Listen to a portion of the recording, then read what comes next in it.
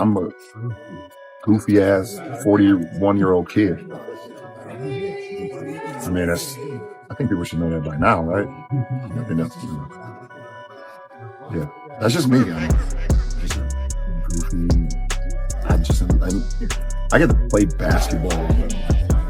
Like, they pay me to play basketball. Like, why wouldn't I be happy about that? I get to be with my son and my teammates and people, all these unbelievable fans. They've watched me throughout my career and they give me all the support and love. And it's like I enjoy my, it's a work. I enjoy what I do. So have fun. You see me on the court, see me in the back. I just love what I do. So it's cool. Paraphrased version. 4 years, the signs have been right in front of everyone, and now they are impossible to ignore. LeBron James continues to show that personal numbers remain a major priority, even as the bigger picture grows more concerning. While the Lakers struggle to stay competitive, attention keeps shifting back to individual achievements rather than fixing the problems that are costing the team games. Instead of focusing entirely on stopping the slide, the spotlight often falls on stat lines, scoring milestones, and personal records. As losses continue to mount, critics argue that too much energy is being spent preserving accomplishments rather than addressing the issues hurting the team on both ends of the floor. The gap between individual success and team success has never felt wider. The frustration surrounding the Lakers keeps growing because the same patterns appear again and again.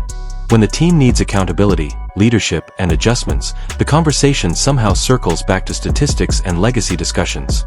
Fans are watching a roster with championship expectations fall short, while the attention remains fixed on numbers that do little to change the outcome on the scoreboard. Now the questions are becoming impossible to avoid. Why do the same problems continue to surface season after season? Why hasn't anything fundamentally changed despite all the criticism? As the Lakers continue to struggle, many believe the real story is not just about the losses themselves, but about the priorities that have contributed to them. It's time to take a closer look at what's really going on behind the scenes. James, off the window.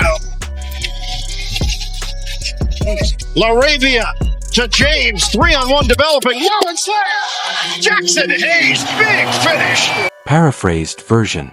Is LeBron James putting too much emphasis on personal numbers instead of what gives the team the best chance to win?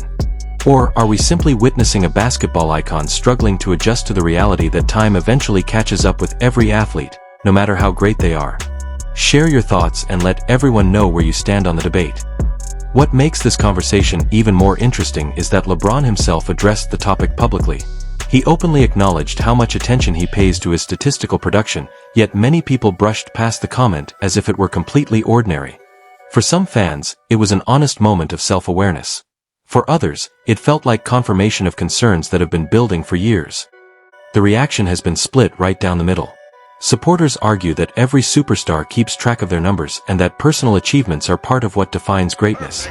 Critics, however, believe there is a difference between appreciating accomplishments and allowing them to become a priority when the team is struggling to compete at the highest level. That is why the discussion refuses to go away.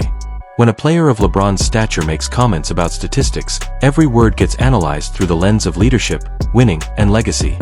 Whether you see it as harmless honesty or evidence of a larger problem, one thing is certain: the debate surrounding LeBron's priorities is not ending anytime soon. I'm a guy that goes to the bench and I like to look at the stat sheet. I like to look at what I'm shooting from the field. Like I like to be super efficient. I'd be lying to say that I don't know how many points I have at any given moment of the game. He even admitted it himself. According to his own words, he always knows exactly how many points he's scored and what he's shooting from the field at virtually every moment of a game. Think about that for a second. This wasn't a reporter making an accusation or a critic drawing conclusions. This was LeBron James openly acknowledging how closely he tracks his personal production while the action is unfolding. Not after the game. Not when reviewing film. Right in the middle of competition. For many observers, that admission raised an important question. When a team is fighting to win, where should a superstar's attention be focused? On the scoreboard, defensive rotations, matchup adjustments, and the flow of the game? Or on individual numbers and statistical milestones? That is where the debate begins. Critics argue that this mindset helps explain why discussions around LeBron so often revolve around records, point totals, and efficiency percentages. Supporters see it differently, claiming that elite athletes naturally keep track of their performance while still contributing to winning basketball. But regardless of which side you take, the statement itself was revealing. Because in that moment, LeBron wasn't talking about team strategy or the details needed to secure a victory. He was talking about knowing his numbers at all times. And for those who already believe personal achievements have become too large a part of the conversation, that admission only added more fuel to the fire. Sar's not one of them yet. Oh, there it is. Triple-double. There it is. Now he looks to JJ. Get me out of here. I'm out. Yeah, exactly. I'm done. It's almost like the people behind the Laker bench know the stats as well. And the reality is that none of this came out of nowhere. The signs have been visible for a long time, and the discussion has followed LeBron throughout much of his career.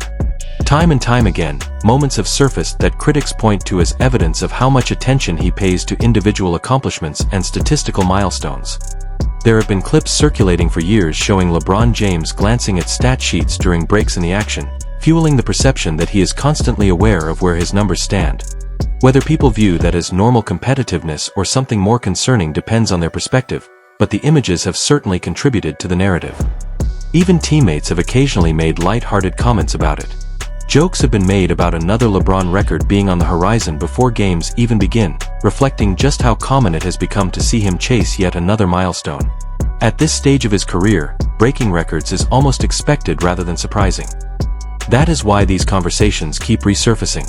For supporters, it is simply the behavior of an all-time great who understands the historical significance of every achievement. For critics, it reinforces the belief that personal accomplishments occupy too much space in the overall picture. Either way, the reputation did not appear overnight. It was built through years of moments, comments, and observations that continue to shape how people interpret everything LeBron does on the court. LeBron James is a fraud.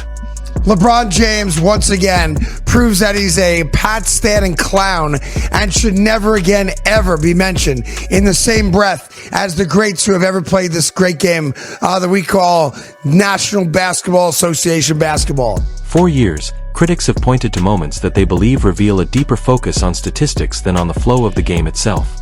They argue that we've repeatedly seen situations where LeBron James appeared reluctant to take low-percentage end-of-quarter shots, knowing that a miss could affect his shooting numbers, whether intentional or not. Those moments have fueled the perception that efficiency statistics matter a great deal to him.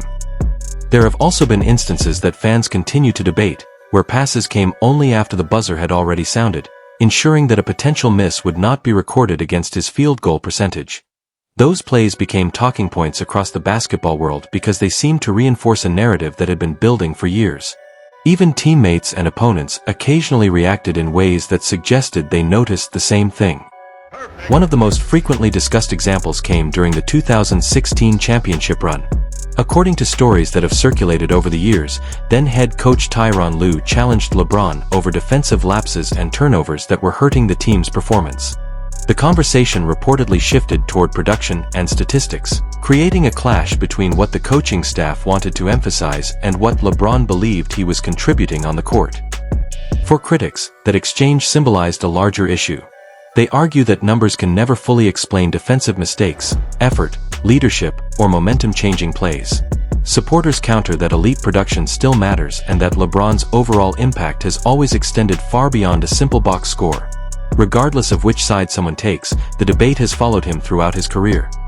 The difference, according to those critics, is that earlier in his career his overwhelming talent often overshadowed these concerns. At his peak, LeBron could dominate both ends of the floor, take over playoff games, and erase mistakes with sheer brilliance. As long as the team was contending for championships and he remained one of the best players in the world, discussions about stat chasing were easier to dismiss. Now, however, every decision is examined under a much brighter spotlight. When a player is no longer at the absolute peak of his powers, questions about priorities become harder to ignore. That is why conversations about statistics, winning, and legacy continue to surround LeBron today, generating as much debate as ever among fans and analysts alike. One might say to themselves, why does a guy at 41 years old who couldn't play against the San Antonio Spurs because allegedly he had a bad ankle and couldn't go? We know what he's really doing, folks. He's waiting to play against lesser opponents so he can stat pad because that's what he does.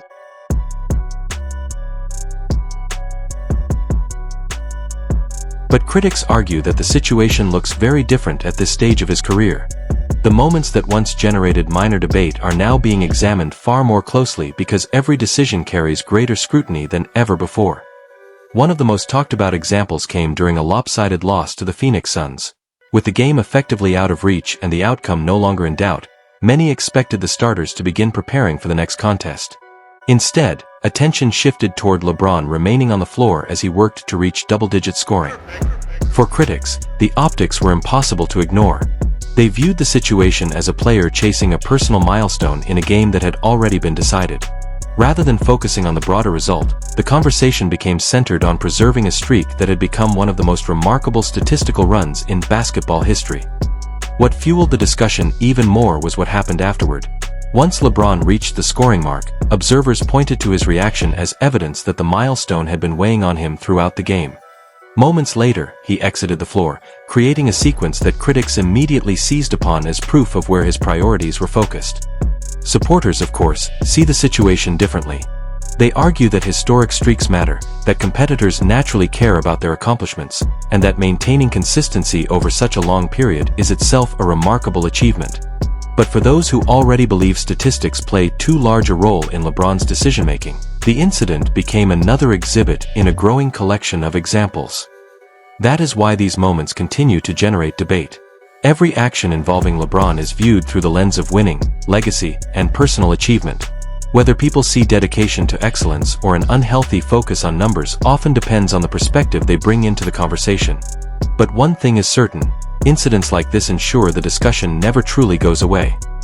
LeBron, they're the best team in the league, and they're a good measuring stick when you play them. Where are you seeing the gaps between like where they're at and the things they do well consistently versus like kind of the build that you guys are trying to put together? You want me to compare us to them? No, I want to know where you think that like sort of his team is on. It's like that's a championship team right there. We're not. So I don't understand. What are the biggest things you think that are keeping this team as right now? We can't sustain energy and effort 48 minutes, and they can't. That's why they won a championship. There's a thing, like if let's say we in the locker room. Let's say we in the locker room. We the others, right? And we hear Bron say that. I'm sitting there like, nigga, you the leader of this shit. Nigga, we can pull up how many clips? We playing 4-on-5. Am I wrong? That's fair. So my thing is, when you calling out people, you gotta lead by example, correct? Here's a short paraphrased version, cleaned, condensed, same energy but tighter. That moment said everything critics believe about the situation. In their view, the game result and team situation take a back seat whenever personal milestones are in play. The debate then expands beyond just one game and turns into a broader criticism of how LeBron approaches basketball at this stage of his career. They argue that his defensive effort has declined and that he's no longer impacting that side of the floor at the level people expect. Supporters point to age and longevity, while critics insist there are still possessions where effort and focus seem inconsistent. Offensively, the discussion often shifts to transition situations and fast break opportunities, where LeBron is sometimes seen positioning early for easy points.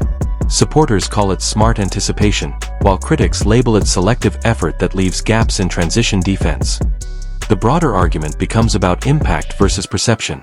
Box score numbers can still look strong, but critics believe they don't always reflect the full story of possession-to-possession effort. Supporters disagree, pointing to efficiency, leadership, and overall career production. Ultimately, the debate isn't just about one streak or one game. It's about how people interpret greatness at the tail end of a historic career, and whether individual milestones are influencing style of play more than team needs.